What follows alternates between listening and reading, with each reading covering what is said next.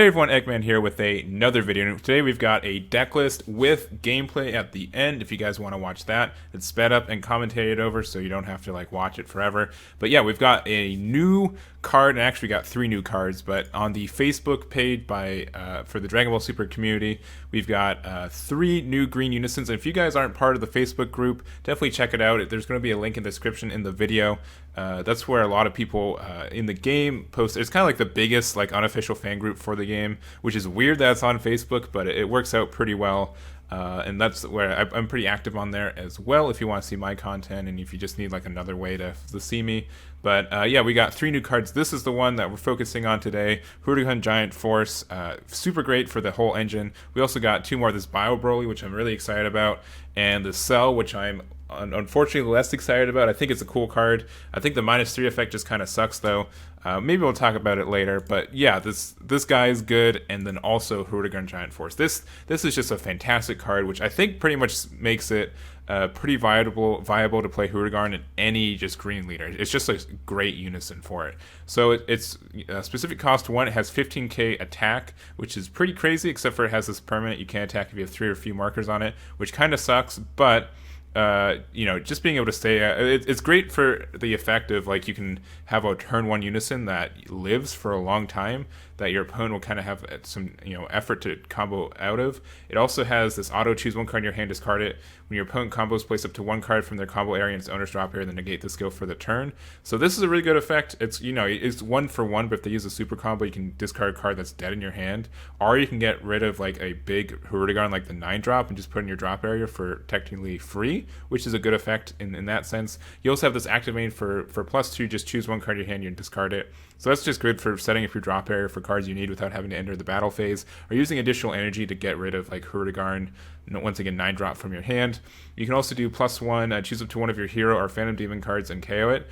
When I first saw this, I didn't think it was that good, but this is actually like the best effect of it. Just being able to have recursion, popping your things, just that consistency for it felt really, really good. So I like that effect, and I think it helps out the deck immensely. So if we go into here, and I think you can use any leader you want. I decided to use Revive Coup because it's cool, and I like the stuff that it does. So originally this all said pod, but it didn't feel like it fit, and we'll talk about it in a bit. This leader, when this card attacks the leader card, draw 1. That kind of stinks that it's only on leaders, but that's fine. And then auto once per turn, when one of your battle cards activates Revive, draw 1. So being able to just kind of like free cycle your Revive cards is good. And then when your life is at 4 or less, you may draw 1 card, then choose up to 1 of your energy, switch to active mode, and then flip this card over. So untap 1, draw 1. And on the Awaken side, when this card attacks, draw 1, just anywhere. Auto, when one of your battle cards activates Revive, draw 2 cards, which is pretty good.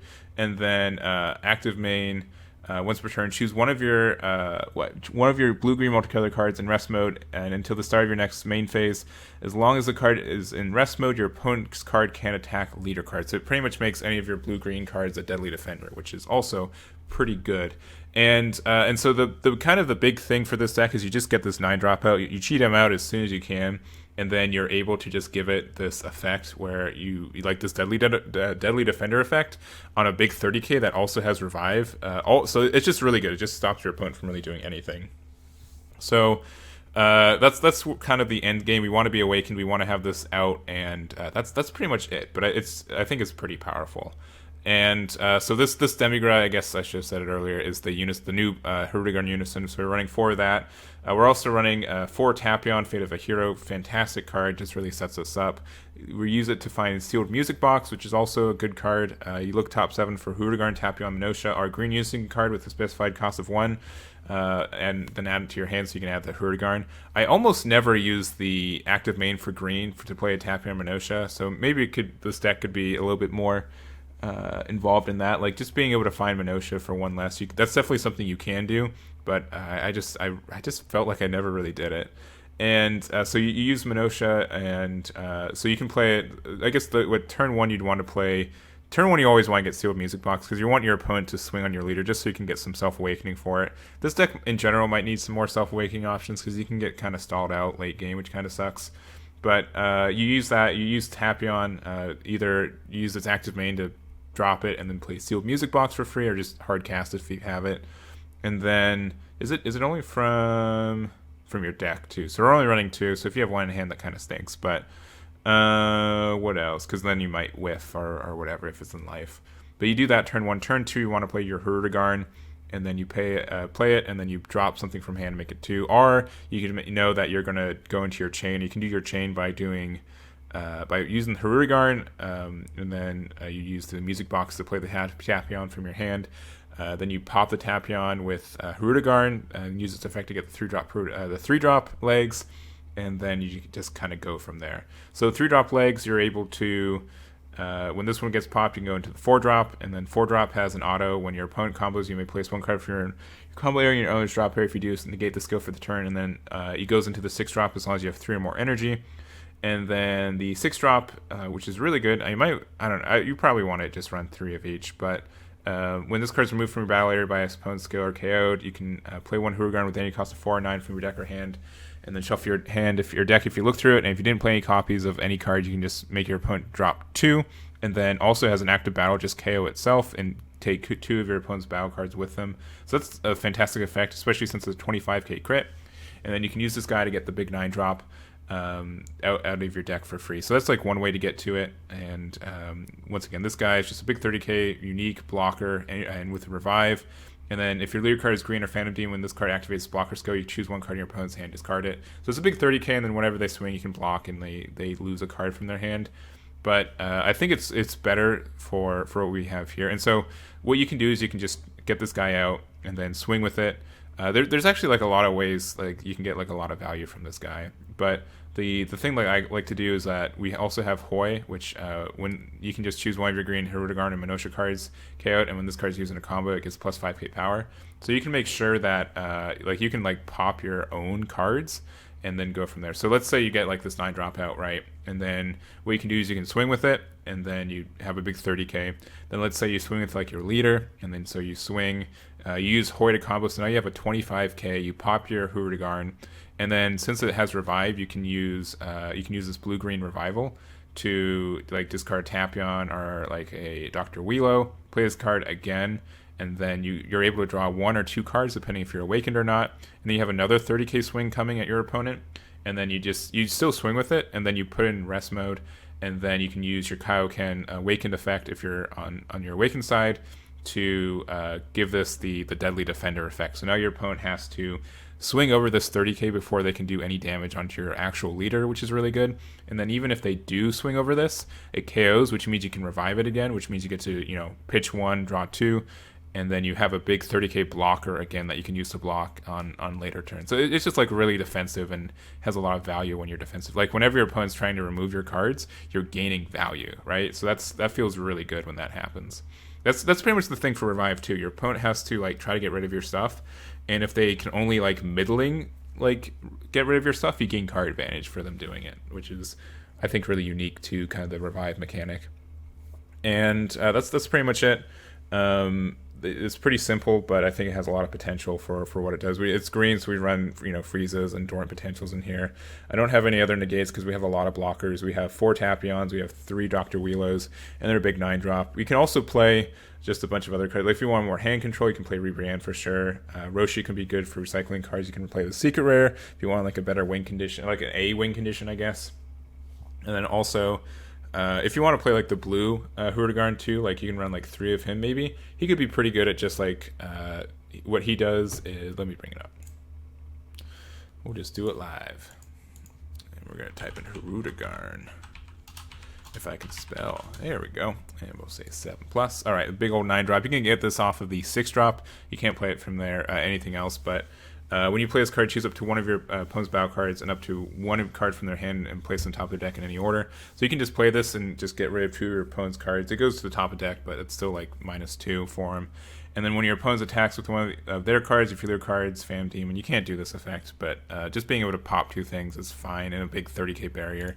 So if you're worried about barrier stuff.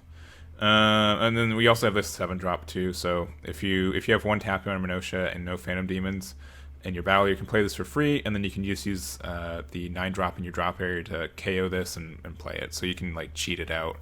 For technically 1 energy, you have to have a lot of setup for it, but that's super good for 1 energy to get a 30k blocker, 30k blocker revive card for 1 energy is nuts. So that's pretty much the deck. Let me know what you guys think about it, and let's go to the gameplay. Alright, so here we go. We're playing against the Aandroidd. Have you guys heard of this guy? I don't know if... I barely know this guy, but you guys might have. He's playing the skillless Gohan, which I think is going to have a lot of potential with this draft box stuff as well. I just haven't gotten to him.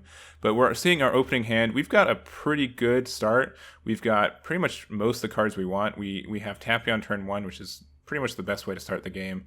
And we just use Music Box, looks top 7. And we find like pretty much everything.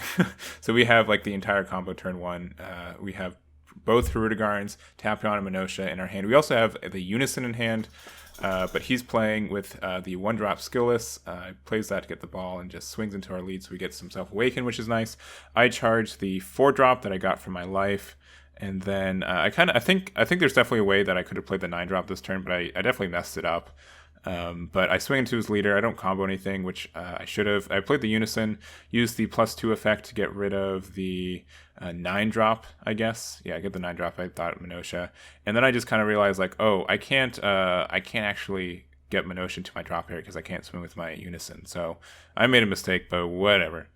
So we have 1 energy open, and we have our Unison. So he uses that to get another ball, and I think he just swings on leader again. Yep, he does do that. And then I draw 1, and it's another one of the 9-drops. So definitely, I've got 3 in hand. A lot of those guys. So going into this, I don't have anything to charge. I have to either charge the 3-drop or I have to charge the 2-drop Minosha, and I really don't know what I want to do. I think I finally decide that I want to go through the 3-drop, and then I can use it to pop the 4-drop and kind of go from there. I felt like that was kind of more powerful, so I did that, and then I just. But when I played the 3-drop, he plays the new extra card that negates the effect of both my 3-drop and my Unison, which really sucked. I could swing with my Unison if I wanted to, but I decided not to, and I couldn't even use any of my plus effects, and so I just swung into his leader and passed. He played, he charged one of the new Higher Dragon cards, swings his leader into my leader again, just to get the extra card draw, and then I draw 1. He uses the Higher Dragon to get another combo. He's got a big fat hand, like 16 cards right now to like my 6 or so. And then he plays the 3-drop Unison that negates all the skills of the cards, which was really annoying as well. I don't know the real facts. I don't know if the 3-drop. I also try to play Frieza counterplay. It doesn't work. So he let me take it back, thankfully. But he's able to just get a bunch of these 1-drops out. Combos 2 more 1-drops, and so you can use his leader effect to play them from his drop area. Yeah, right there. So I go down to 4, so I can awaken now, which is kind of nice. Swings his Gohan into my leader, and I think I just take it. Yeah, he swings. It's what? He makes it a big number. It doesn't become crit, I don't believe, but it just becomes 20k. I take the 1. Swings again. I believe I awaken. Oh no, he's swinging into my Unison, I think. Yeah, I don't know. He's just got a lot of boys out and a lot of damage, but I'm able to combo out with the Aandroidd 18. He could bring us close to the same hand advantage, but he's got such a big board. But he is tapped out, which I think I can take advantage of. So I decide to charge at the Frieza because I won't be able to use anything. I swing the legs into there. But yeah, I don't know if you KO it, if it activates in the drop area or not. So I don't know if that's the thing. I don't think that works out, and that didn't happen, but I just don't know how it works. So swing legs into there, and then for 4 I play the 4-drop, and then I just EX evolve to the 6-drop, which felt pretty good. Used the 6-drop to swing into his leader, 25k crit. Uses super combo to get out of it with another 5k combo. And then it is a 6-drop, so it doesn't get its skills negated because the Shenron only stops 5 or less. So swing my leader into his, and then I use the effect to pop both of these, so I can play one from my deck. Yeah, I felt like it was the last one in my deck, thankfully, but I was able to get that guy out. So I swung into his Unison with my 9-drop, did a +1 to KO it, and then I could do the Arrival and then go into swinging it again. I also get to draw 2 cards because of the Revival as well. Then I use Tapion's effect to draw 1 and get play him at the end of the turn. Use my leader's effect to make it so he can't swing on anything but he can't swing on my leader card. He can still swing into the Unison card, which kind of sucks sometimes, but that's fine. Still a 15k he kind of has to get around. And I also have Dorm Potential in my hand too, so I can wipe out the 2 Gohans on his field. He wipes them out for me though, but I just KO the big 6-drop with my freeze. I think it actually is supposed to go into the warp if I remove from play, if I remember right, but it doesn't really matter. He does play the 1-drop from his drop area as well. He's able to draw a card. And then he swings his leader into, I guess, I think my Unison. Yeah. So it goes down to 1. And then he plays his big boy. That's right. And then he's also playing the Mass Saiyan, so he gets rid of my 2 blockers, which really sucked. And then he played another 1-drop. Finds another ball. And then swings with his last swing into my Unison, getting rid of it, which isn't a huge deal to me. And the Unison's kind of done its purpose. So I swing my leader into his leader. He plays Nimbus, which is good for him. And then I think I just swing into... Oh, no. I use Tapion. Top deck the Unison, which felt really good. That was a good play for me going on. Use the Unison to use it for what? Just blow up my 6-drop or 4-drop going to the 6-drop from my hand with the EX Evolve. Swung my Hirudegarn into his leader. Use the blow up effect to get rid of his 1-drop, and then he had to also discard 2 cards from his hand as well. And he's got this big 30k swing coming in. And I use my leader effect again to make it so he has to swing on that. Tapion blocker comes out, and I'm feeling pretty good. This is looking really good. We're both at 3 life, but I just have a lot more resources on me, and he kind of has to face this. So this turn, I believe, if I remember right, he kind of goes aggressive. So he combos the Higher Dragon, gets rid of 1 from my Hirudegarn, so he's down to 2. Using his Sin Shenron to swing into my Hirudegarn, and I use my effect to just discard 1 card to make him, make the combo go away. Then he combos up all the way to 45, but then I just use Revive to draw 2, and then use Wheelo for my Revive cost, so I can play him for free, and then he uses that to get rid of my 2 blockers again. What a punk. I use Dormant Potential, but then he uses Cooler, so I get the card back because I don't actually discard it, but the swing goes in. He's making a big old number of too much. I just take the 1. I do still have a blocker in hand and a good amount of combo power too. But so I block first, and that just means that he has to discard 1 card from his hand. I know he probably has Chomp if he's going in so hard. So he combos up to 35 or 30k, I believe. So use that to get the last card out of his hand. And then I use my 1-drop Hoi to blow up that to make it a 25k, a 10k combo, and then I'm able to just make it 35.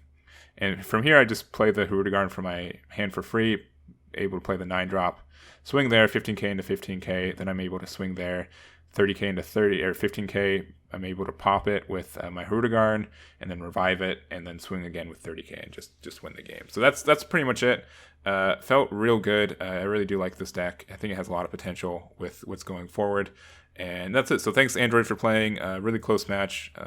Definitely love Skillless Gohan. If you want to see Aandroidd's list, let me know, and I can bug him about it. Or if you want me to make a list, let me know, and I can bug myself about it. And that's it. So thank you guys so much for watching, and I'll catch you all next time.